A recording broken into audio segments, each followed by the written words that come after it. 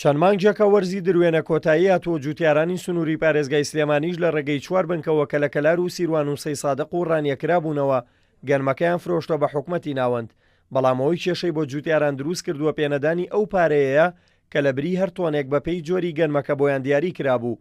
جوتیارانی 6 مانگە چاوەڕێی پارەن و واخەریکە وەرزی نووی چاندن دەست پێ دەکاتەوە، بەڵام پارەیان پێنەدراوە. شتێکی زۆر ناڕەوایە، ئەمە چەند ساڵە بێ ئەڵێن وڵات سایلۆ دانێن، سایلۆژ نییە. اینجا 30 تەن گەنمان تەسمیل کردووە، هەتا ئێساوەتە وا خەڵک جوو دەکاتەوە مەکینە ئەیکێڵێت و قەرزارین هی کیمیایی هی دەڕاستە هی مەکینە، هەتا ئێستا پارەکەی نەدراوە.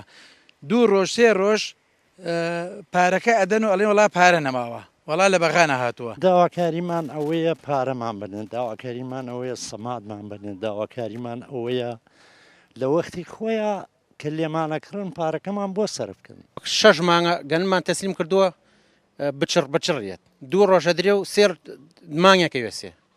ئیتر خەڵک فەقیرە، خەڵک هیچی نییە ئەوە نەبێ. ئێمە گەر هەوڵی سایلۆکی گەورە بن بکرێت، ئێمە بۆ چاوەڕی بەغاکەین پارەمان بۆ بنێرێ.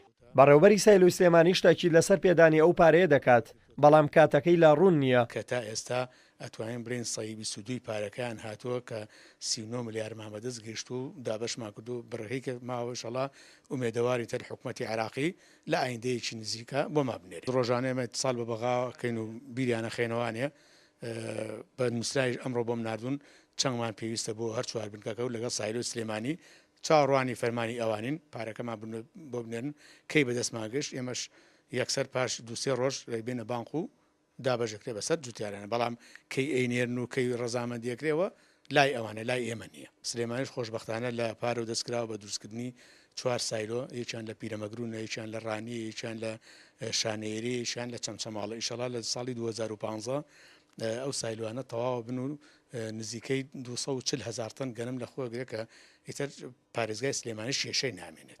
بەپێی زانیاریەکانی کورسات نیوز لە کۆی 170 ملیار دینار لە پارەی گەنمی جوتیارانی سنووری پارێزگای سلێمانی تەنها 39 ملیار دینار لەلایەن بەغداوە ڕەوانە کراوە، ئەو ڕێژەیەش دەکاتە لە 122. جیاماژەیە لەم ساڵدا تەنها لە سلێمانی زیاتر لە 220 تۆن گەنم وەرگیراوە، ئەو ژمارەیەش زیاترە لە ساڵانی پێشووتر. ئەوە حکوومەتی عێراقی شەکە بە جوتیارانی کوردستان ڕەوانە بینێت ئەو پارەی کە ڕەنجی شانی خۆیانە و گەنمیان داوە بە عێراق بۆیان ڕەوانە بکات. دلێر کەمال، کورسات نیوز، سلێمانی.